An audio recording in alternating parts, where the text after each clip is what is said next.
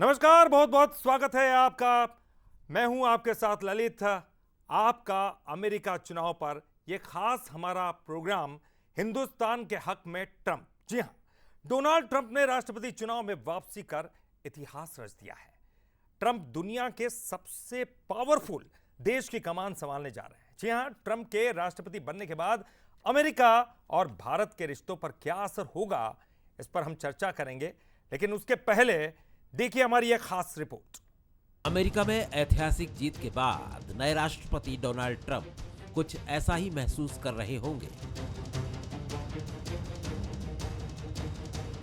Trump ने America के इतिहास में सबसे बड़ी वापसी की। वो अपनी विरोधी डेमोक्रेटिक पार्टी की प्रत्याशी कमला हैरिस को हराकर दूसरी बार सत्ता में आए। देश के 47वें राष्ट्रपति बनने जा रहे ट्रंप ने जीत के बाद समर्थकों को संबोधित किया। Incredible movement. This was a movement like nobody's ever seen before. And every citizen, I will fight for you, for your family, and your future. Every single day, I will be fighting for you, and with every breath in my body, I will not rest until we have delivered the strong, safe, and prosperous America that our children deserve and that you deserve. This will truly be the golden age of America. That's what we have to have. Donald Trump की जीत पर भारत के प्रधानमंत्री नरेंद्र मोदी ने उन्हें बधाई दी। X पर post कर मोदी ने लिखा, मेरे दोस्त डोनाल्ड ट्रंप को चुनाव में ऐतिहासिक जीत पर दिली बधाई। जैसा कि आप अपने पिछले कार्यकाल की सफलताओं को आगे बढ़ा रहे हैं, मैं भारत अमेरिका व्यापक वैश्विक और रणनीतिक साझेदारी को और मजबूत करने के लिए हमारे सहयोग को नया रूप देने के लिए उत्सुक हूँ। आइए मिलकर अपने लोगों की भलाई के लिए और वैश्विक शांति और स्थिरता और समृद्धि को बढ़ावा देने के लिए काम करते हैं। डोनाल्ड ट्रंप 2017 से 2021 तक अमेरिका के राष्ट्रपति रह चुके हैं।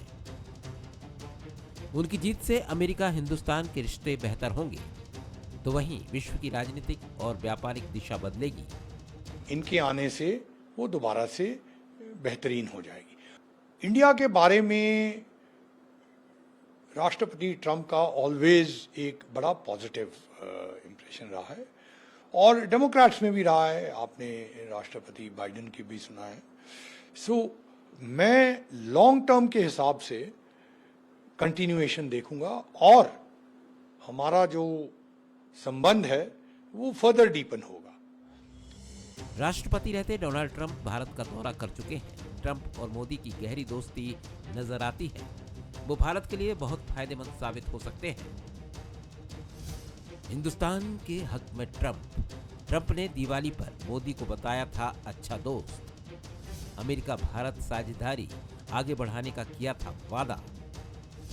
बांग्लादेश में हिंदुओं के खिलाफ हिंसा की निंदा की। कार्यक्रमों में दिखती है ट्रंप मोदी की केमिस्ट्री। 2019 में टेक्सास में हाउडी मोदी रैली हुई। ट्रंप ने 50,000 लोगों के सामने की मोदी की मेजबानी। मोदी ने अहमदाबाद में ट्रंप का किया था जोरदार स्वागत। ट्रंप और मोदी राष्ट्रवादी विचारधारा के नेता। ट्रंप के आने से इकोनॉमिक और ट्रेड पॉलिसीज पर पड़ेगा असर। भारत ने 2023-24 में अमेरिका से $42.2 बिलियन का किया था इंपोर्ट। भारत ने $77.52 बिलियन का एक्सपोर्ट भी किया। ट्रंप की वापसी से रक्षा सुरक्षा पर भी पड़ेगा असर। अमेरिका चुनाव में भारतवंशी भी इतिहास रच रहे हैं। 6 भारतीय अमेरिकियों ने प्रतिनिधि सभा का चुनाव जीता है, जिससे मौजूदा कांग्रेस में उनकी संख्या बढ़ गई है। मतलब साफ है कि ट्रंप के आने से अमेरिका के साथ भारत के रिश्ते नया शिखर छुएंगे। कुल मिलाकर ट्रंप का दोबारा आना हिंदुस्तान के हक में हो सकता है। 2019 में हुई हाउडी मोदी रैली को कौन भूल सकता है भला, क्योंकि मोदी के दोस्त अब अमेरिका के नए प्रेसिडेंट होंगे। तो क्या कुछ इसका असर होगा, इस पर हम चर्चा भी करेंगे। लेकिन पहले बंसल न्यूज के सवाल नंबर 1, क्या ट्रंप का राष्ट्रपति बनना भारत के लिए फायदेमंद होगा? सवाल नंबर 2, क्या ट्रंप के साथ पीएम मोदी की दोस्ती का फायदा भारत को मिलेगा? सवाल नंबर 3, क्या भारत का अमेरिका के साथ व्यापारिक संबंधों पर असर होगा? और सवाल नंबर 4, क्या अमेरिका चीन के मुकाबले भारत को तरजीह देगा? तो देखिए, ये 4 बड़े सवाल हैं। इनके अलावा भी सवाल होंगे, लेकिन उन्हीं के इर्द गिर्द हमारी ये चर्चा होगी। और हमारे साथ कौन कौन से मेहमान हैं, चलिए उनका भी परिचय करा दे। डॉक्टर ब्रह्मदीप अलूने जी हमारे साथ विदेश मामलों के जानकार हैं, बहुत बहुत स्वागत करते हैं बंसल न्यूज़ पर। और हमारे साथ हमारे न्यूज़ हेड शरद द्विवेदी जी हैं। शरद जी, बहुत बहुत स्वागत आपका भी। तो चलिए शुरुआत करते हैं। सबसे पहले मुझे लगता है कि सर से शुरुआत की जानी चाहिए, विदेश मामलों के जानकार है। सर, सबसे पहला तो आपका रिएक्शन क्या है, क्योंकि ये लगातार हम पिछले चुनाव को देखा, इस चुनाव को देखा, अब अगर राष्ट्रपति ट्रंप बनते हैं तो क्या कुछ आप समीकरण देख रहे हैं? देखिए, दुनिया में जब भी वैचारिक स्पष्टता कूटनीति में होती है तो वो बहुत अच्छा होता है। और जब ट्रंप आए थे, सब 2016 में जब आए थे, तो वो अमेरिकन ड्रीम्स का ख्वाब लेकर आए थे। अमेरिकन ड्रीम्स लोगों के सामने किया था। यदि मोदी जी की बात करें तो बेहतर भारत के ख्वाब को लेकर मोदी जी ने अपने विचारों को सामने रखा था। अब ट्रंप आए हैं अमेरिकन फर्स्ट को लेकर, और मोदी जी के लिए तो भारतीय फर्स्ट है ही। तो ट्रंप का आना भारत के लिए बहुत ही शानदार साबित होने वाला है, इसके बावजूद कि इतिहास में आप भारत और अमेरिका के बीच जो संबंधों को देखेंगे तो बहुत सारे विरोधाभास नज़र आते हैं, अंतर्द्वंद नज़र आते हैं। लेकिन जब ट्रंप आपके सामने आते हैं तो ट्रंप में स्पष्टता नज़र आती है। वो स्पष्टता कि वो चीन को लेकर मुखर है, वो स्पष्टता कि हम पाकिस्तान की सहायता क्यों करें, और वो बहुत स्पष्ट हैं यूक्रेन को लेकर, जब वो कहते हैं कि जो जेलेंस्की है वो बहुत बड़े अच्छे व्यापारी है, जब भी आते हैं अमेरिका तो मदद लेकर चले जाते हैं। तो क्वाड से लेकर, चाइना से लेकर, पाकिस्तान से लेकर उनकी जो वैचारिक स्पष्टता है, और सबसे बड़ी बात है निर्णय लेने की क्षमता। वो कहते हैं कि मैं शायद अमेरिका में अभी कोई ऐसा शख्स नहीं है जो पुतिन से बात करने का दावा करता हो, लेकिन वो कहते हैं कि मैं पुतिन से मैं बात करूंगा, वो कहते हैं मैं जेलेंस्की से बात करूंगा। तो ये जो वैश्विक परिदृश्य है, ये इसमें यदि युद्ध समाप्त होंगे तो वो भारत के लिए बहुत अच्छा होगा। और सबसे अच्छी बात यह है कि भारत की जो कूटनीति नियंत्रण और संतुलन की, जिसमें रूस और अमेरिका से समान संबंधों की बात कही जाती है, तो मुझे लगता है कि ट्रंप जो है वो इसको पसंद करेंगे और आने वाले समय भारत के लिए भी बेहतरीन होगा। जी, ये तो आपने कही, क्योंकि जो कुछ समीकरण अब दिखाई दे रहे हैं विश्व के परिदृश्य पर, हमारे साथ शरद जी जुड़े हैं। लेकिन उसके पहले अमेरिका से नरेंद्र गोरे जी हमारे साथ जुड़ गए हैं। अमेरिका में किस तरह का माहौल है, क्योंकि ये जानना बहुत ज़रूरी है। नरेंद्र जी, बहुत बहुत स्वागत करते हैं बंसल न्यूज़ पर आपका। और ये मुझे लगता है सुबह के 5 या 6 बज रहे होंगे लगभग अमेरिका में, और सुबह की शुरुआत कैसी है अभी?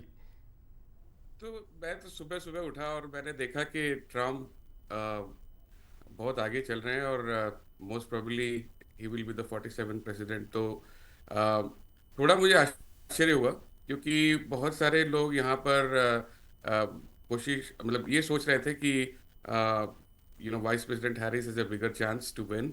और इवन मेरे ऑफिस में भी जब हम लोग बातें कर रहे थे कल, तो यही सोच रहे थे कि शायद हैरिस हैज़ अ चांस। लेकिन ट्रंप ने वाकई में, प्रेसिडेंट ट्रंप ने जो वादे किए यहाँ की जनता के साथ में, और जो उनकी बहुत स्पष्ट नीति है इमिग्रेशन को लेके, सो मेरे ख्याल से 2 चीज़ें हैं, इन्फ्लेशन और इमिग्रेशन, जिन पे उन्होंने बहुत सीधे सीधे अपनी बातें कही है, और उसका प्रभाव लोगों पर सीधा पहुँचा है। और क्योंकि ये देश बहुत ही बराबरी से बटा हुआ है डेमोक्रेट्स और रिपब्लिकन्स में, तो जो इंडिपेंडेंट्स थे उनमें से कई लोगों ने सोचा कि ट्रंप की नीतियाँ ज़्यादा उनके लिए लाभदायक हैं, और शायद इसीलिए ट्रंप को बेनिफिट मिला। और ट्रंप जिस तरह से बेबाक बातें करते हैं उससे भी काफ़ी लोग प्रभावित थे। उनकी बातों में बहुत ज़्यादा पॉलिटिकली करेक्टनेस नहीं होता है, पर जो वो कहते हैं और वो करते भी है, और जैसा उन्होंने पिछले कार्यकाल में भी बताया था, तो बहुत सारे लोगों में ये एक विश्वास बन गया है कि ट्रंप ही वो सही आदमी है जो आज की वैश्विक परिस्थितियों में, जहाँ पर एक तरफ युद्ध हो रहे हैं, दूसरी तरफ महंगाई से यहाँ की जो लोकल इकोनॉमी है वो त्रस्त है, तो वो उससे उनको बाहर निकाल सकते हैं। तो खास करके जो यहाँ पे ग्रामीण इलाके हैं अमेरिका के, नरेंद्र जी, एक चीज आपसे जानना चाहूँगा, आपको नमस्कार करते हुए मैं ये जानना चाहूँगा कि H1B वीज़ा जो है, जो वहाँ जाकर काम करने वाले लोगों के लिए बड़ा इम्पॉर्टेंट है, और ट्रंप साहब ने अपने पहले कार्यकाल में उसको लेकर कई रिस्ट्रिक्शंस भी इम्पोज किए थे। खैर उनका नज़रिया इस बार भी ऐसा ही रहेगा। इसको लेकर क्या जो भारतीय हैं उनके मन में चिंता है, क्योंकि ये उनके लिए बड़ा लाइफलाइन वीज़ा रहता है, H1B जो ये वीज़ा है, इसको लेकर आपको क्या लगता है? क्या भारतीयों का वहाँ रहने वाले जो प्रवासी भारतीय हैं, भारतवंशी हैं, उनको उनका रुझान ट्रंप को लेकर क्या है? मैं भारत में रहने वाले लोगों की बात नहीं कर रहा हूँ, अमेरिका में रहने वाले इंडियंस की बात कर रहा हूँ जी। तो मुझे ऐसा लगता है कि जो उनकी नीतियां हैं वो इलीगल इमिग्रेशन को लेकर ज़्यादा सख्त है। लीगल इमिग्रेशन को लेकर उनको कोई समस्याएं नहीं है। खास करके जब इलॉन मस्क जैसे लोग उनके साथ जुड़ रहे हैं, जिनकी सारी प्रगति ही बहुत सारे इमिग्रेशन बेस्ड प्रोसेसेस और बहुत सारे इमिग्रेशन बेस्ड एम्प्लॉयमेंट की वजह से हुई है, तो उनके एडमिनिस्ट्रेशन में मुझे लगता है कि बहुत सारे लोग ऐसे होंगे जो ये EB1 की आपने बड़ा बातों को इंपॉर्टेंट समझेंगे पॉइंट शेयर और किया। उसको जारी रखेंगे। जी हाँ जी, एक और चीज़ जो मेरे मन में आती है कि क्या अमेरिका एग्जीबिशनिस्ट एटीट्यूड पसंद करता है, थोड़ा सा वो लटका झटका जिसको हम हिंदुस्तान में कहते हैं कि एक बड़ा हीरोइक किस्म का कैरेक्टर होना चाहिए, जिसके चलने का स्टाइल अलग हो, हंसने का स्टाइल अलग हो, मंच पर खड़े रहने का, चाहे जॉर्ज बुश की मैं बात करूं, रोनाल्ड रीगन की मैं बात करूं, इसमें जो बाइडेन काफ़ी पीछे दिखे थे अपने टेन्योर के दौरान, क्या इसने भी एक अंतर पैदा किया? जी हाँ, ये तो सही बात है कि एक एवरेज अमेरिकन का फीलिंग ये होता है कि वो स्टैंड आउट करे किसी भी माहौल में, और हमारे सारे सुपर हीरोज जो होते हैं मूवीज के वो अमेरिकन ही होते हैं ज़्यादातर। तो नेचुरली ट्रम्प जो है वो उनकी जो पर्सनालिटी है वो उसको काफ़ी अपील करती है। तो एक ये भी था कि अमेरिका की महत्व जो है विश्व के स्तर पर वैसा ही बना रहे जैसे रोनाल्ड रेगन ने अपनी छवि से बनाया था, और ट्रम्प उसको रिप्रेजेंट करते हैं। सर तो एक सवाल और पूछना चाह रहा था नरेंद्र जी। एक सवाल है कि कुछ समय पहले तक जो भारतीय वहां के रहने वाले भारतीय मूल के लोग हैं वो हैरिस के पक्ष में ज़्यादा दिखाई दे रहे थे, कमला हैरिस के पक्ष में, क्योंकि वो भारतीय मूल की है, शायद ये मान्यता होगी। लेकिन क्या ये पूरा जो समीकरण, जब उनको गोली लगी, उस गोली लगने के बाद जिस तरह से उन्होंने अपने पक्ष में पूरा का पूरा वातावरण खड़ा किया, और जिनकी आप चर्चा कर रहे हैं कि इलीगल इमिग्रेशन की वो बात करते हैं, मंकी डोर की बात करते हैं, क्या उसके विरोध के परिणाम स्वरूप ये तमाम चीजें हुई? डंकी रूट उसको, डंकी रूट इलीगल इमिग्रेशन ने बहुत ज्यादा रोल प्ले किया, और वो कहानियां कुछ सुनाते हैं कि लोग बिल्लियां खा रहे हैं और वो सब, ये उसको वो अतिशयोक्ति करके कई बार अपनी बात को कह देते हैं और लोग उसको समझ जाते हैं। तो वो भी एक उनका तरीका है अपनी बात को लोगों तक पहुंचाने का। लेकिन इलीगल इमिग्रेशन बहुत बड़ी समस्या थी और वो उन्होंने उसको अच्छी तरह से हैंडल किया। हैरिस ऑब्वियसली इंडियन लोगों में काफ़ी पॉपुलर थी। कमला हैरिस, उनका ओरिजिन इंडिया से ताल्लुक़ रखता है, तो सारे लोग उनसे काफ़ी प्रभावित भी रहे हैं और उनकी नीतियां भी काफ़ी अच्छी रही है। लेकिन ये कहना कि सारे भारतीय उनके पक्ष में, मेरे ख्याल से थोड़ा सही नहीं होगा, क्योंकि ट्रम्प और मोदी की जो दोस्ती रही है, मैं खुद ह्यूस्टन गया था जब मोदी जी यहाँ आए थे, तो मैंने देखा कि एक माहौल जो है वो ट्रम्प के पक्ष में भी काफ़ी बना है कि वो भारत के मित्र हैं, और काफ़ी सारे भारतीय उससे प्रभावित हैं। और जितना वो लोग कमला हैरिस को लेकर उत्साहित थे, उतना ही कई लोग ट्रम्प को लेकर भी उत्साहित है कि वो भारत का समर्थन करेंगे। बिल्कुल। और नरेंद्र जी, जब मैं युवा था, युवा अभी भी हूँ, लेकिन उस समय एक बड़ा गाना, मुझे अमेरिका का गाना जो हम लोग भारत में सुनते थे, पॉप स्टार थे वहाँ के Bruce Springsteen, born in USA, और वो जिस तरह से ले जाते थे तो अमेरिकन फर्स्ट। तो इस समय एक, मुझे लगता है कि एक फीलिंग ये भी दुनिया में है जिसको एनालिस्ट अपने नज़रिए से देखते हैं। अलूने जी इस पर ज़्यादा रोशनी डालेंगे, जो फॉरेन संबंधी मैटर्स के एक्सपर्ट हैं। सर, एक तो फ़ायदा हमको ये दिखता है भारत की, अगर हम बात करें, कि चाइना पर बड़े सख्त रहते हैं डोनाल्ड ट्रंप साहब, और पिछली बार भी जहां हमें ध्यान आता है, सोलर पैनल्स, एल्युमिनियम से बनी चीज़ें, इन सारी चीज़ों पर उन्होंने काफ़ी हैवी इम्पोजिंग की थी जो चाइना से ये माल आता है।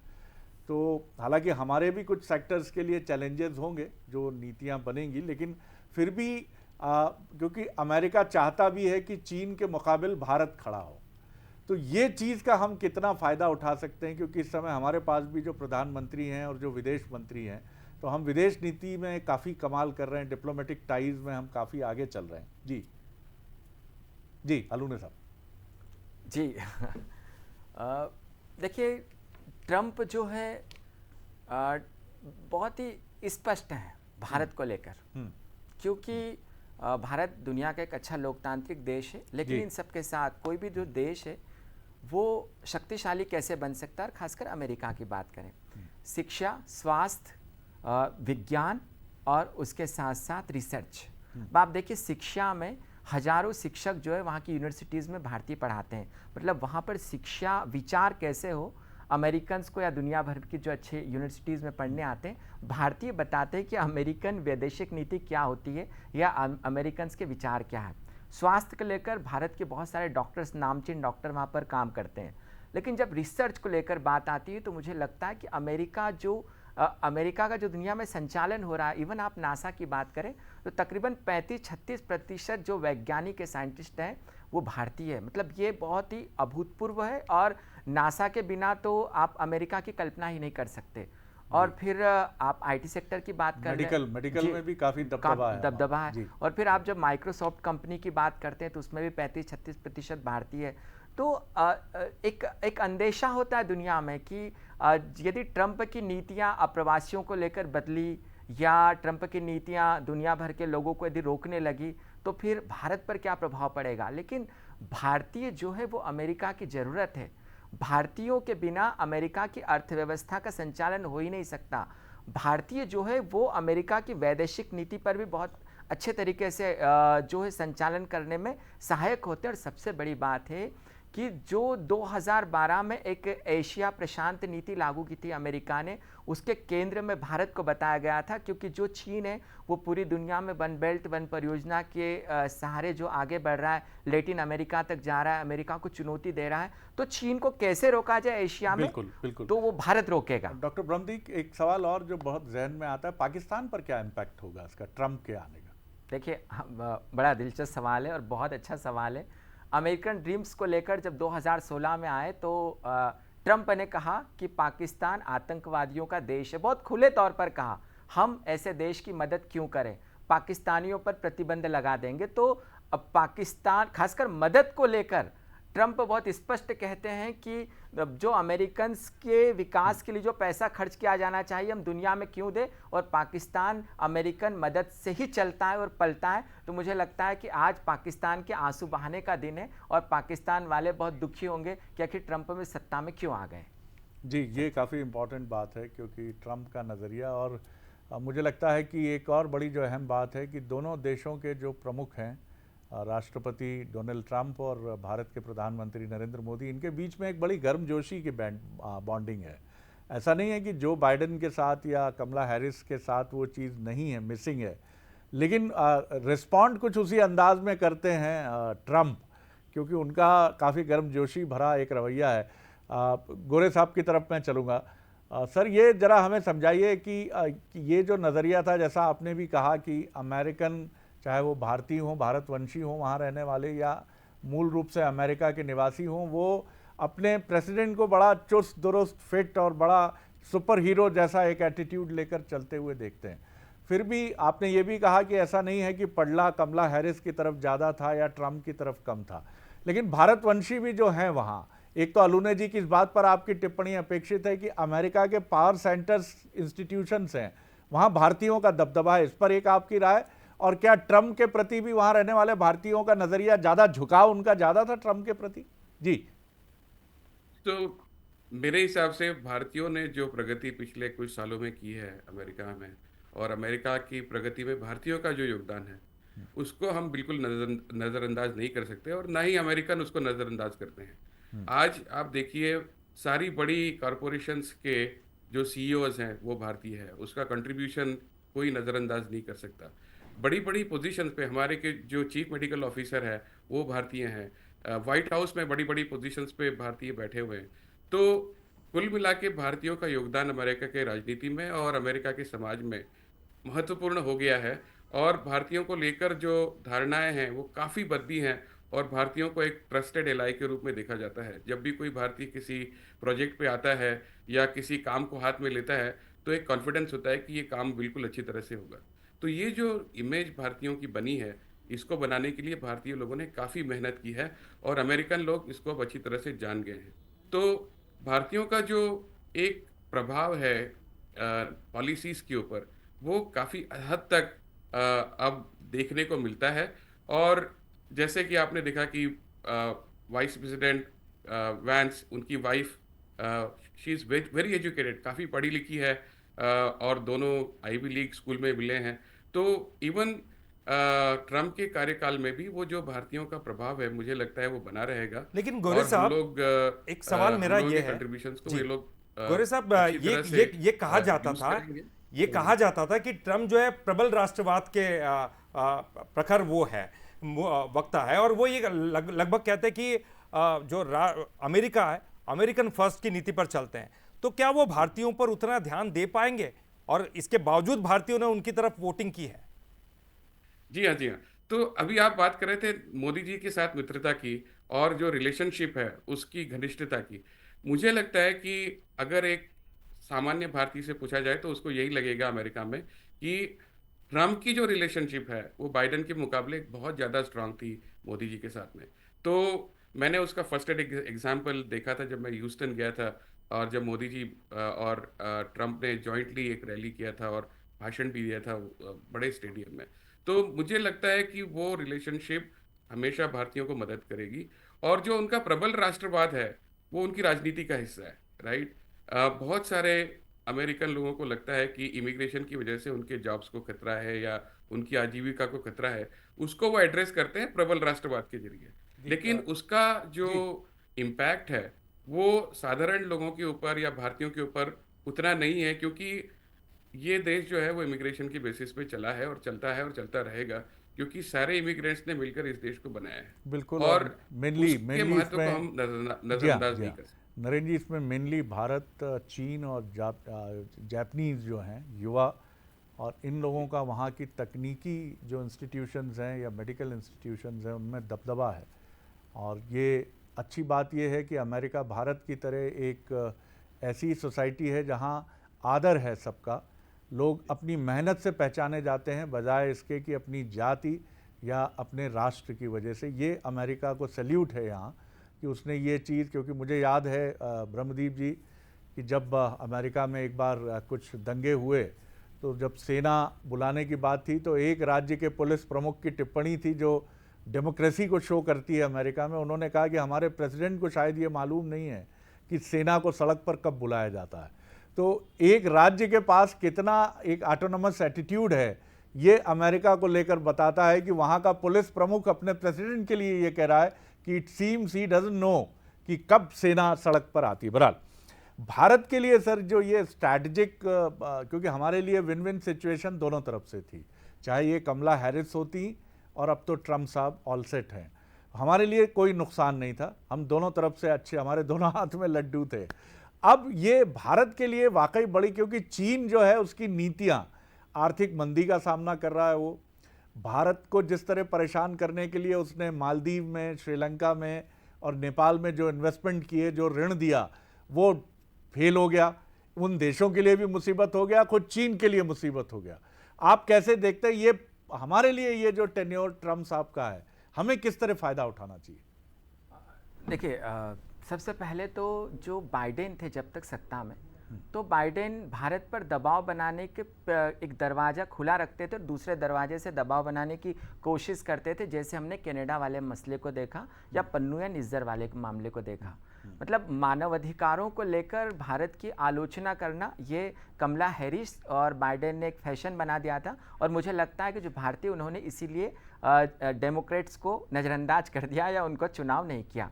लेकिन जब ट्रम्प आते हैं तो ट्रम्प बहुत स्पष्ट हैं भारत से संबंधों को लेकर, क्योंकि ट्रम्प जो है वो डील करना जानते हैं। उन्होंने अपनी किताब में लिखा भी है कि डील होती कैसे है, तो भारत से क्या क्या डील हो सकती है। सबसे पहले तो रणनीतिक डील भारत से, आप दुनिया भर में आप देखेंगे तो सबसे ज़्यादा जो रणनीतिक पार्टनर बेहतर बन सकता है वो भारत बन सकता है। और ट्रम्प ने पहचाना भी, उन्होंने G7 के मंच पर यह कहकर तहलका मचा दिया था कि G7 बिना भारत और ऑस्ट्रेलिया के हो ही नहीं सकता, और सारे जो राष्ट्र थे वो देखते रह गए थे। लेकिन इसमें दूरदर्शिता थी ट्रम्प की, क्योंकि G20 जो जैसे जो मंच है वो आने वाले 2 दशकों में G7 से आगे निकल जाएंगे। दूसरी बात है कि ट्रंप जो है वो चीन को लेकर क्या सोचते हैं, जिसका आपने जिक्र भी किया कि चीन को लेकर वो बहुत आक्रामक है। और तीसरी बात यह है कि वो पाकिस्तान को हथियार नहीं देंगे। अब इन सब में सबसे ज़्यादा जो वृद्धि हो सकती है वो भारत के व्यापार व्यवसाय में वृद्धि हो सकती है। और जो एक टैरिफ को लेकर जो एक विचार आता है, तो देखिए जिसके बारे में हमारे अमेरिका से जो मेहमान इसका जिक्र भी कर रहे थे कि किसी भी राजनीतिक पार्टी का एक अपना नज़रिया होता है जो अपने नागरिकों में उसको बेहतर तरीके से प्रस्तुत कर पाते हैं अपनी पार्टी के नज़रिए को। लेकिन भारत की दृष्टि से अच्छा है और आने वाले समय में भारत से रणनीतिक संबंध बनेंगे और ज़्यादा डेवलप होंगे। बस ईरान को लेकर एक अंदेशा बाकी रहेगा, क्योंकि ईरान जो है वो भारत का एक रणनीतिक ज़रूरत है, खासकर मध्य पूर्व का, चूँकि एक वो सेंटर है और ईरान को भारत बिल्कुल भी खारिज कर देना भारत के लिए ठीक नहीं कहा जा सकता। तो ईरान को लेकर ट्रंप जो है जितने आक्रामक होंगे भारत के लिए थोड़ा सा संशय भरा हो सकता है, लेकिन कुल मिलाकर भारत के लिए आने वाला समय बहुत बेहतर होगा, खासकर हमारे विद्यार्थियों के लिए, क्योंकि जो ट्रंप है वो चाहेंगे कि वहाँ पर और विज्ञान और तकनीकी का विकास हो, वो ज़्यादा से ज़्यादा इस मामले में आगे बढ़े। तो मुझे लगता है कि भारत के जो काबिल लोग हैं उनके लिए अमेरिका जाने के जो द्वार है वो एक बार फिर खुल जाएंगे। बिल्कुल, लेकिन ध्यान रखना पड़ेगा क्योंकि अमेरिका एक व्यापारिक सोच का धनी राष्ट्र है और उसके हर संबंध और हर रिश्ते नाते उसमें सबसे बड़ा गणित व्यापार का होता है।